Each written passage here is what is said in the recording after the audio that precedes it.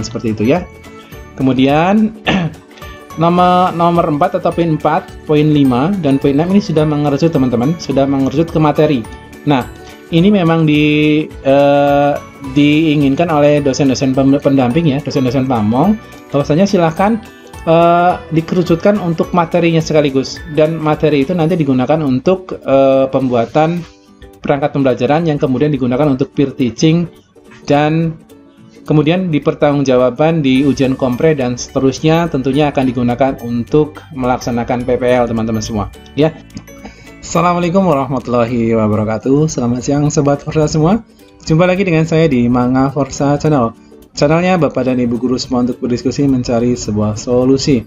Sobat Forsa semua, kali ini saya akan membahas tentang tata cara pengisian LK 2.1 tentang identifikasi masalah dan lembar observasi peer teaching, yaitu LK 2.2 ya, dimana semuanya itu tentunya sangat penting dan harusnya teman-teman semua yang sekarang di tahap 1 ini sudah menjalani proses pembelajaran PPG dalam jabatan. Tentunya sebentar lagi akan ada masanya teman-teman harus mengisi LK 2.1 dan 2.2. Nah, pada kali ini saya akan memberikan cara untuk mengisi LK 2.1 dan 2.2, di mana LK ini sangat penting karena berkaitan dengan identifikasi masalah yang pada akhirnya nanti teman-teman harus membuat 3 perangkat pembelajaran, di mana semuanya akan dipakai dalam peer teaching ataupun nanti dalam PPL. Tapi bagi teman-teman semua yang baru menemukan channel ini, jangan lupa klik like, share, komen, dan subscribe untuk mendukung berkembangnya channel ini. Jangan lupa juga untuk mengaktifkan tanda loncengnya agar teman-teman semua tidak ketinggalan informasi. Baik, Sobat Forsa semua, kita mulai saja videonya. Untuk LK 2.1 nih teman-teman semua. Untuk LK 2.1 ini yang atas sebenarnya formatnya cukup simpel gitu teman-teman semua. Ini nama mahasiswa, kemudian judul LK-nya ya, LK 2.1 tentang format identifikasi masalah. Nah, format identifikasi masalah ini nanti isinya ini permasalahan-permasalahan yang ada di sekolahan Bapak Ibu masing-masing ya. Kira-kira Bapak Ibu guru menemukan masalah apa saja? Ya, secara umum dulu. Kemudian nanti mengerucut masalah itu berkaitan dengan materi apa, gitu ya. Nah, kali ini yang saya akan bahas adalah materi sesuai dengan mata pelajaran saya, itu mata pelajaran matematika ya. Dimana dulu pas waktu saya PPG di tahun 2021, untuk pengisian format identifikasi masalah adalah sebagai berikut. Nah, perlu teman-teman ketahui bahwasanya untuk format identifikasi masalah ini, teman-teman jangan asal buat karena nanti hubungannya tentang pembuatan perangkat pembelajaran gitu. RPP, RPP, silabus dan sebagainya ya. Nah, di sini teman-teman tentunya harus benar-benar paham kira-kira permasalahannya yang ada di dalam lingkungan sekolahan sendiri itu apa. Oke.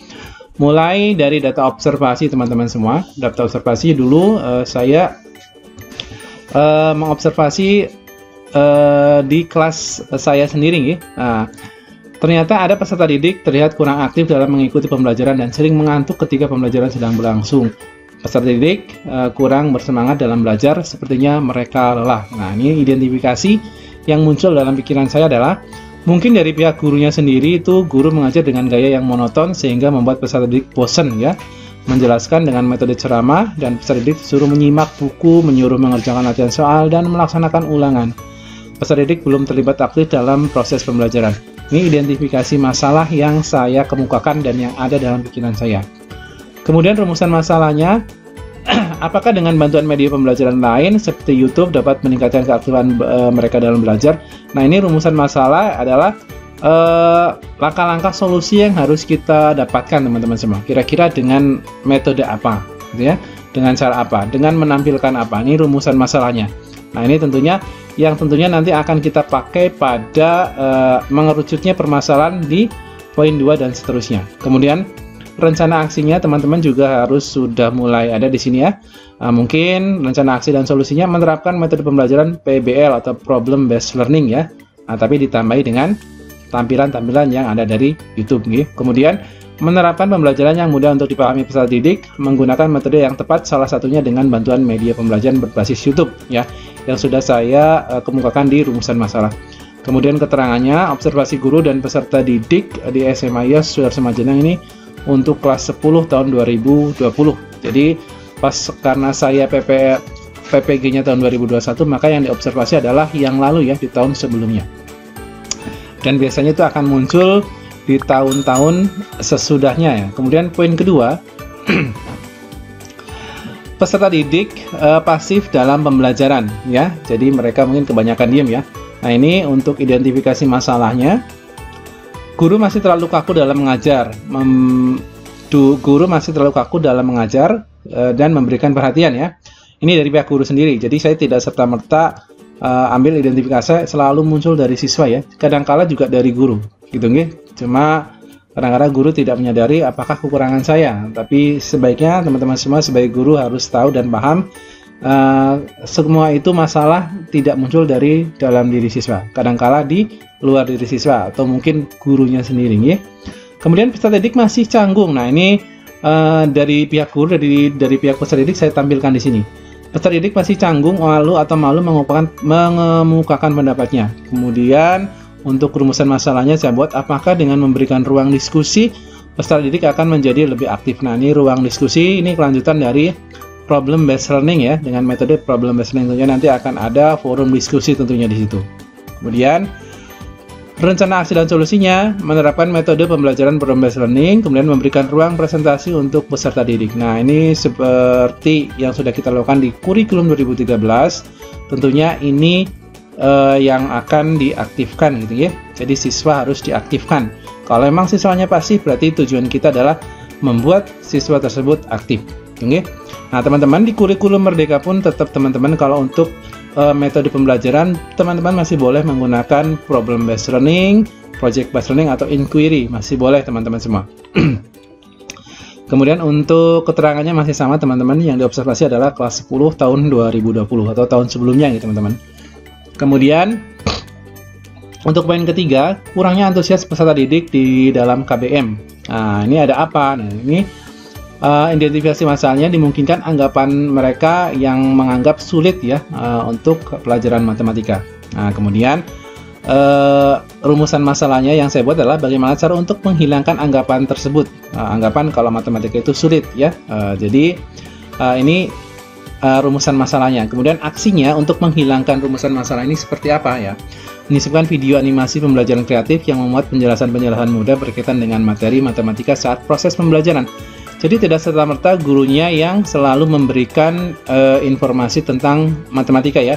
Kadang-kala teman-teman atau siswa-siswa diberikan sebuah video yang membantu mereka meringankan cara mereka berpikir. Atau mungkin guru ini kok terlalu kaku, tapi ketika melihat video kok videonya sangat mudah dipahami. Mungkin bisa saja teman-teman seperti itu ya.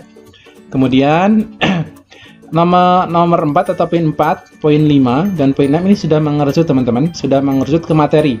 Nah, ini memang diinginkan oleh dosen-dosen pendamping ya, dosen-dosen pamong, bahwasanya silahkan dikerucutkan untuk materinya sekaligus, dan materi itu nanti digunakan untuk pembuatan perangkat pembelajaran yang kemudian digunakan untuk peer teaching dan kemudian dipertanggungjawabkan di ujian kompre dan seterusnya tentunya akan digunakan untuk melaksanakan PPL teman-teman semua ya. Jadi karena ada 3 yang harus dibuat perangkatnya, maka saya sajikan 3 poin di sini ya, poin 4, poin 5, poin 6 gitu nggih. Ini sudah mengerucut ke materinya teman-teman ya. Yang pertama adalah untuk data observasinya, peserta didik sulit untuk menyelesaikan permasalahan yang berkaitan dengan materi sistem persamaan linier ya, dengan metode eliminasi, substitusi, dan campuran. Kemudian identifikasi masalahnya, sering terjadi miskonsepsi dengan ketiga metode tersebut. Kemudian caranya untuk menghilangkan miskonsepsi tersebut seperti apa gitu kan. Nah, ini yang akan dibahas tentunya. Kemudian untuk tindak lanjut atau rencana aksinya itu hampir sama teman-teman, kita tinggal menggunakan metode yang sudah ada saja gitu ya. Kemudian ada apa lagi? Peserta didik sulit untuk menyusun model matematika. Nah, ini masih ada kaitannya. Nah, ini ada teman-teman saya dulu teman-teman untuk membuat ini ternyata mereka itu berbeda bab. Itu boleh-boleh saja teman-teman ya. Tapi alangkah baiknya sebenarnya satu bab saja tidak apa-apa teman-teman. Jadi berkelanjutan ya. Jadi nanti membuat RPP-nya pun tidak terlalu susah. Jadi kalau saya biasanya untuk LK 2.1 ini berkelanjutan ya teman-teman semua untuk observasinya ya. Jadi saya sudah ambil sistem persamaan linear 3 variabel, maka poin 6 pun sama. Kelanjutannya ialah peserta didik sulit untuk menyusun model matematika. Ini sudah dalam satu materi sudah, tapi sudah beda sub kompetensi gitu teman-teman semua. Nah ini teman-teman tinggal dilanjutkan saja. Nah sampai ke 7. Nah ini dengan aplikasi GeoGebra nih. Nah ini poin 5, 6, 7 ini sudah ada 3 poin, berarti ini sudah cukup untuk membuat yang namanya 3 perangkat pembelajaran. Di mana perangkat pembelajaran ini tentunya nanti akan dipertanggungjawabkan di ujian kompre biasanya teman-teman, gitu nggih. Dan salah satunya digunakan untuk peer teaching ya, peer teaching bersama dosen dan teman-teman.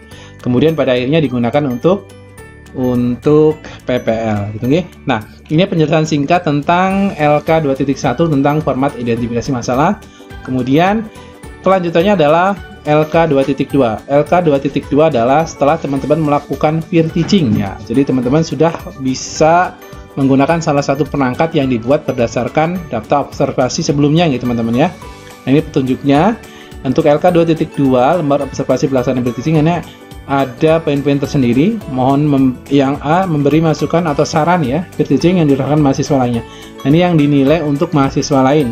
Jadi nanti ketika ada A yang melakukan peer teaching, maka mahasiswa lain itu membuat ya. Jadi ini saya buat itu untuk mengisi ketika teman yang lain sedang melakukan peer teaching ya. Jadi bukan untuk diri sendiri gitu ya.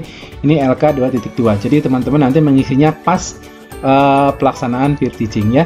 Kemudian aspek yang diobservasi ada apa saja? Di sini ada pendahuluan, inti, dan penutup. Karena dalam RPP juga tentunya hanya ada pendahuluan, inti, dan penutup ya. Di pendahuluan nanti catatannya apa? Apakah temannya itu lupa memberikan salam, kemudian lupa mengabsen atau apa?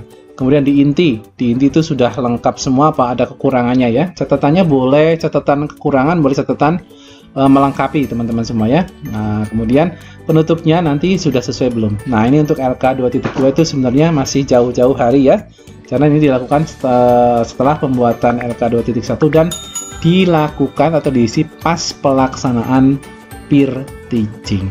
Oke teman-teman semua, mudah-mudahan 2 LK ini yang saya tutorialkan bisa membantu atau memberi gambaran untuk teman-teman yang sekarang sedang melaksanakan pembelajaran PPG. Tunggu. Jangan lupa klik like, share, komen, dan subscribe. Jangan lupa juga untuk mengaktifkan tanda loncengnya. Terima kasih, saya Eri. Selamat siang. Assalamualaikum warahmatullahi wabarakatuh.